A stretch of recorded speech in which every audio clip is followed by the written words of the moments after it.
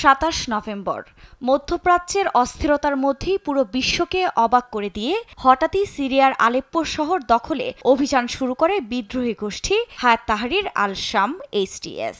রুশ বাহিনী শুরু থেকেই সাহায্য করলেও তা কাজে আসেনি খুব একটা। বিদ্রোহীদের প্রতিরোধের মুখে পিছু হটতে বাধ্য হয় আসাদ সরকার। সহজেই পুরো শহর কবজা করে নেয় HTS। এতেই ক্ষান্ত হয়নি তারা। আসাদ সরকারের পতন ঘটাতে আরও শক্তি সঞ্চয় করে সামনের দিকে অগ্রসর হতে থাকে বিদ্রোহীরা। দেশটির চতুর্থ বৃহৎ নগরী হামা দখলের পর বিদ্রোহীরা মনোযোগ দেয় হোমস দখলের দিকে।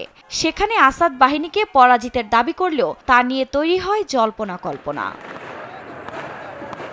এর মাঝে রাজধানী দামেস্কের আশেপাশের শহরগুলো দখলের পর HTS দামেস্ক দখলের অভিযান শুরুর ঘোষণা দেয়। একই দিনে দেশটির তৃতীয় বৃহত্তম নগরী হোমস ও রাজধানী দামেস্ক দখলে নেয় বিদ্রোহীরা।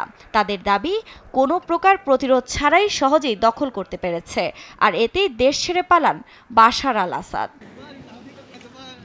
তবে মাত্র 12 দিনের তীব্র আক্রমণে সিরীয় সেনাবাহিনীকে হটিয়ে বিদ্রোহীদের ক্ষমতা দখলের পর থেকে আন্তর্জাতিক রাজনৈতিক অঙ্গনে আলোচনার কেন্দ্রবিন্দুতে পরিণত হয়েছে হায়াত তাহরির আল শাম HTS। দ্রুতগতির এই অভিযানে হতবাক বাশার আল আসাদ থেকে শুরু করে তার মিত্রসহ পুরো বিশ্ব। কিভাবে এত কম সময়ে বিদ্রোহীরা সফল হলো তা নিয়ে জনমনে ডালপালা মেলছে নানা প্রশ্ন। এ বিষয়ে আল জাজিরাকে এক বিবৃতি দিয়েছেন মধ্যপ্রাচ্যের বিশেষজ্ঞ এবং সিঙ্গাপুরের S Rajaratnam school of international স্টাডিজের ফেলো জেমস ডরসি। তিনি বলেন, আসাদ সরকারের সমর্থন এবং সিরিয়ার সামরিক বাহিনী কতটা ভঙ্গুর ছিল তার প্রমাণই দেখেছে বিশ্ব।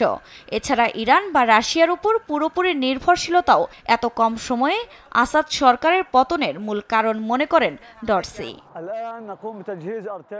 আফরিন মৌ, নিউজ ডেস্ক, দেশ টিভি।